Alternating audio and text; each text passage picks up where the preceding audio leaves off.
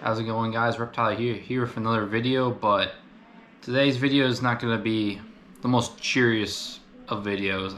Now, I don't know what to name the title of this video, but unfortunately a week and a half ago, my Leopard Gecko Blizzard, who you've seen in the channel, has unfortunately passed away. And I was unsure to make a whole video about Blizzard in general, but I feel I should say what happened in case like someone else watching this video may have a leopard gecko and the same thing might happen to them. So I guess I'm going to talk about the whole experience. So it all started around a month ago. He was doing pretty good.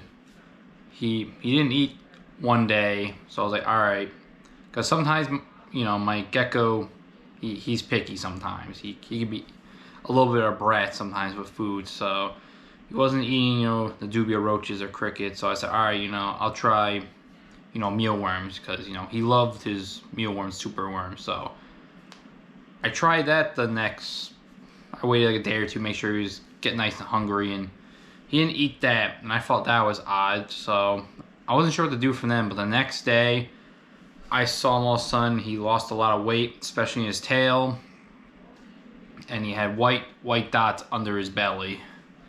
And I'm going to take out my gecko lemon to show you where the issues were. So obviously this is my other leopard gecko, lemon. She's obviously healthy, but I'm going to show you the spots where I noticed the issues. As you see the tail, like his tail got really thin. Like her tail's a good size, maybe a little chunky if I'm being honest. I gotta maybe put her on a diet. And then, if I can get her in position, under the belly right here, there was like white dots, like white kind of callus dots, and I don't know if you can see well in the video, but there's none of that. So there's a bunch of white dots all down the belly, which I didn't notice till I called the vet. So as soon as I noticed, him not eating, him losing weight, and also one of his eyes were kind of partially closed, but I was more worried about the weight loss, obviously.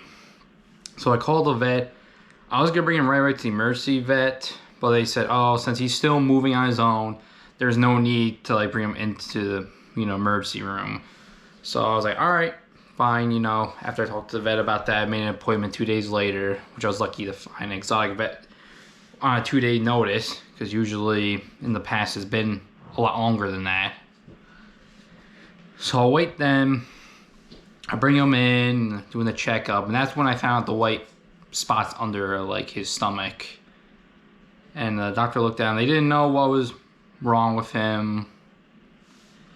With the white dots, they didn't even know what the infection was. He said maybe it's a bacterial infection. I still don't know, honestly. So he gave me some antibiotics and some liquid food to force feed him. Then obviously I had trouble force feeding him the first day, but he was looking up on his own eventually, so I just let him eat at his own pace, and he was eating the food and taking the medicine most times without issue, and he seemed to be doing better for a little bit when he started taking the medicine. He was still moving around, and then fortunately one day I woke up, I checked on him, and unfortunately he just passed away, unfortunately. And I tried my best. He was only on medicine for 6 or 7 days, and he was still moving, not eating on his own, obviously. I still had to put the liquid food on his lips to make him kind of eat, entice him. And unfortunately, that wasn't enough, sadly. And like I said, I'm making this video. When I looked up online, not to be all mixed up, when I looked online about what could have caused white dots under a gecko skin and have him not eat, I had trouble finding out what it was. But I guess I want to make this video. If you ever see white kind of dots or calluses, definitely bring your gecko to the vet right away, because that's not normal. And if me making this video maybe help someone out with finding out these issues with their gecko or whatever, then that's kind of why I made this video.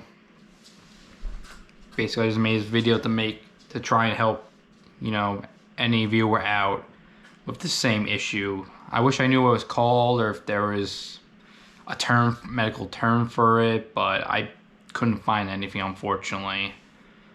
And moral of this whole story pretty much is, you know, if there's something wrong with your animal, always bring them to the vet.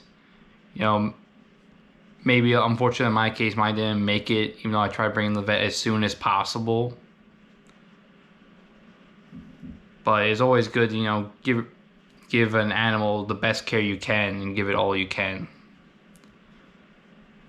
And that's the end. Sorry if I'm not cheery. You know, his death's still pretty fresh, unfortunately. You know, it's from the time I'm recording this video now, it's been like 2 weeks roughly, and it's still unfortunate not having him in the family, not looking at his cage right now from where I'm sitting, because I'm sitting in my reptile room doing it. And I hope you just know the moral story. If your reptile ever gets sick and you don't know him, always just bring it to the vet. You can never go wrong bringing your reptile to the vet. And on that note, we've reached the end of the video, and I hope you guys have a fantastic day. Happy holidays from when I'm recording it. It's between Christmas and New Year's right now, and I hope everyone has a better start to the year than where I'm kind of starting at.